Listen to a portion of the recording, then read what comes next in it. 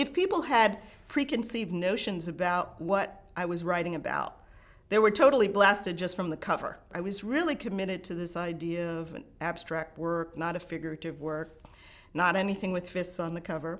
But I was also equally committed that I wanted to show something that I had actually picked out and presented to the world. A lot of people have mentioned to me that EyeMinded is very curated. They start by saying, well, how was it working with your family? And I said, well, I'm used to working with a lot of people and putting them together and making it work no matter what. So how do you edit Amiri, Baraka, Hettie Jones, Lisa Jones, Guthrie P, Ramsey? How do you edit these people who are important writers?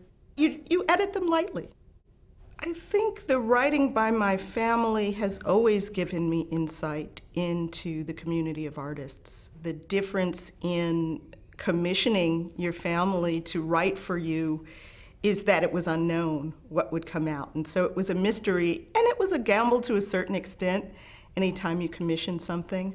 But then commissioning something on your own work, perhaps even more of a gamble. There is the tradition in the Academy of the Festschrift, which is the book that commemorates somebody's long academic career and their work. And what happens is, many people are brought to talk about your work, but you usually don't produce that yourself. Your student does, your colleague does. So to do it myself was another thing. The exhibition catalog is actually the anthology of art history.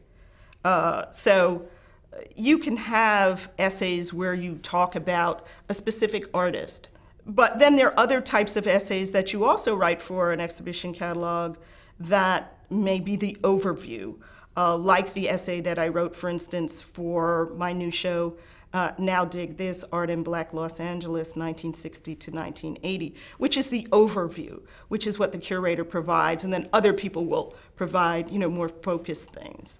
You notice I don't say black artists, art in Black Los Angeles, right? Because I wanted to say that it's open to a variety of people who were influenced by African American culture. Because people say, what is Black Los Angeles? It's how the culture of Los Angeles from African American people affected their community in Los Angeles, the nation, and the world. I think when we really look at history and we really look at the world, we see that it's a lot more complex than canonical histories have led us to believe. In all of my recent projects, I've been able to work with my students, all different kinds, whether they be graduate students who end up contributing to catalogs, or undergrads who are my research assistants. And that's been great, and it's great for them because they get to do something that's in the real world. They get to do something that goes on their resume as a skill.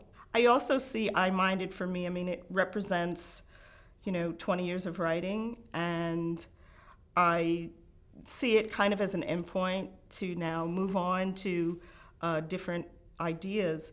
One of the things that I realized in putting together the book, EyeMinded, was that curating for me had been a way to research, that I would do a show in Johannesburg, for instance, and then I'd write for that catalog, but then I'd write 2 or 3 other essays after that based on meeting those artists, but also other artists. So I want to EyeMinded is a good place to kind of stop with that idea and then think about how is another way to kind of research and go about writing. I'm not saying that I won't do exhibitions anymore, but I think it will be different because in working on an anthology or my own writing, like EyeMinded, I realized that it really does have those same kind of properties as well.